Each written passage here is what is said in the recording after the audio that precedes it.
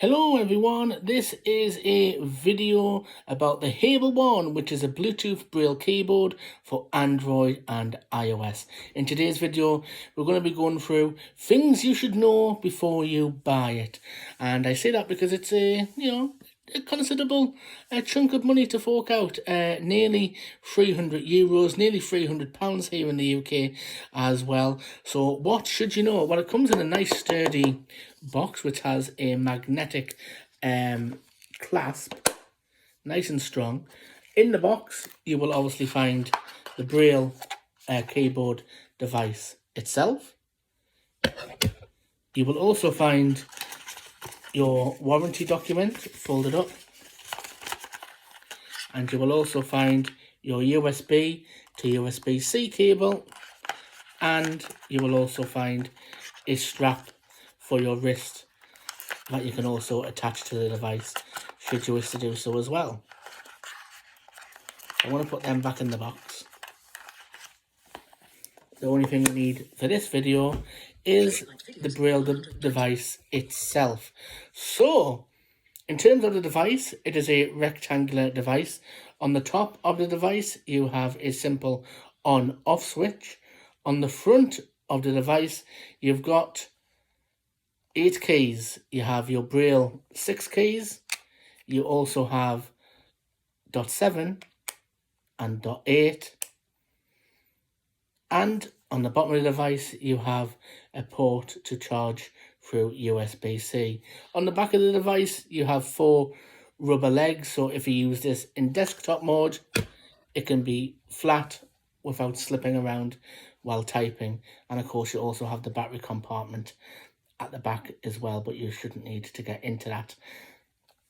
This device has a very impressive battery life of around about 3 or 4 weeks. During my time of testing this over the last month, I've not had to charge it once yet. It is pretty impressive. So I am going to give you a very, very quick demonstration, then go through some pros and cons. So to switch it on, we need to slide this switch from the left position to the right position. You may be able to pick up on the mic there, them vibrations.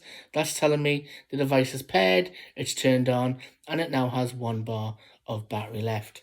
Right then, so what I can do is I can hold down the letter H in Braille. You might see I'm making that shape there with my fingers. I want to hold that down, and that's going to take me back to the home screen. Page 1 of 9, adjustable. There we go. I know I'm now back. I now have 9 pages of apps at the minute. I've not got around to sorting out my apps into folders. And very simply, if I wanted to navigate forward, I would hold down .7 while pressing .8.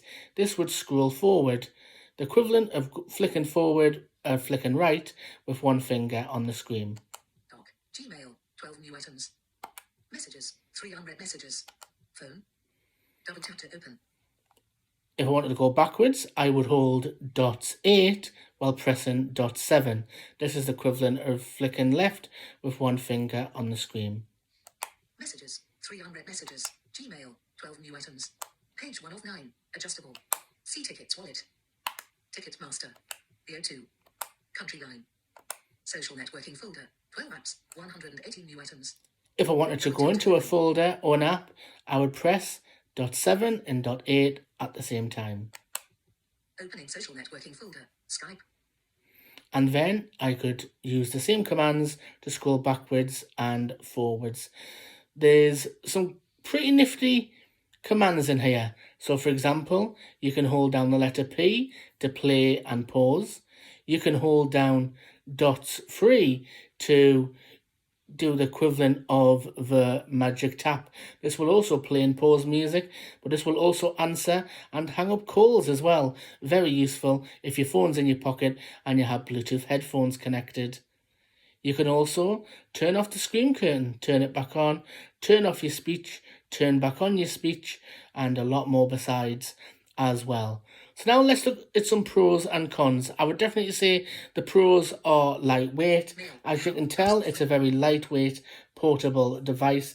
If that wasn't enough, it also has an extremely long battery life. Like I say, I've not had to charge this once in the month of testing this device. It really is a great device in terms of battery life. It's easy to use, has a simple layout, only 6 Braille keys and 2 navigation keys, and I think the Hable team have done a good job of doing a good variety of commands in terms of fitting various voiceover commands in there and other commands in terms of navigating. I love that you can just copy and paste.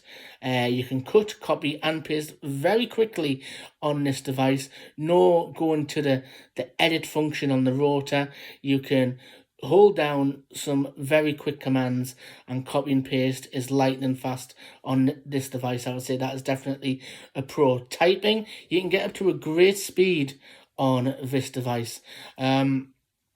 Also, I think in terms of some cons, you should note this only works on either Windows in an edit document, so you can't navigate a Windows device, but you can write on a Windows device. This also works on iOS, so this works on iPhone only. It doesn't work on iPad, it doesn't work on the Apple TV, and it doesn't work on Apple Watch. This is a little bit of a deal breaker for me, because this device would come into its own. If I could use this device and my Apple Watch on my wrist while out and about, this would be a game changer for me. It really would. I think that would be incredible to be able to type on your watch in Braille at a super fast speed. I think the Hable team are missing the trick a little bit here, and I hope to see Apple Watch support for this device in the future, and Apple TV likewise as well. Instead of having a massive bulky full standard size keyboard to give you the comparison of how small this device is, there we have a full standard size keyboard, and we also have a USB keyboard as well. So for those who can see, it only takes up a fifth, not that much at all, to give you the comparison there of how small this device actually is. So you can only use this on iPhone, Windows or Android. So if you do have an Android phone, you're in luck, you can use that there as well. It supports more than just English. It does grade 1 and grade 2 Braille. It does other languages such as French, Belgium, Spanish, and a few other languages I forget at this time. So that probably is a positive in terms of the languages it does. I would say one of the major cons for me, like I say, it doesn't support Apple Watch or iPad or Apple TV. So that for me is a little bit of a deal breaker. Also, as well, I have noticed during testing some of the grade 2, in terms of receiving the feedback, isn't always consistent. Let's say sometimes it can be a bit hit and miss whether you get the feedback for a certain sign or whether you don't. And during testing, this has mainly been at the beginning of a sentence. So if you were to write "this is a test" and you go to write the "this" sign, which is the TH sign in Braille for UEB grade 2, it would just say TH when you press space. And this isn't, ideal. And it does it for other signs as well, but a bit inconsistent. Sometimes it'll do it for some signs, sometimes it won't do them for others. Other signs I had problem with are TM, TN, TD for tomorrow, tonight and today, and a few other signs as well. So I would say if you're able to, do try the device before you buy it. It is a lot of money, but at the same time, it is packed with great functionality, and it certainly has lots of potential and capability for the future as well. Thank you for listening to this video, which details what you should know before you commit to buying the Hable One device. Like I say, don't get me wrong, it is a fantastic device, but I would like to see it developed and expanded to other operating systems in the future as well.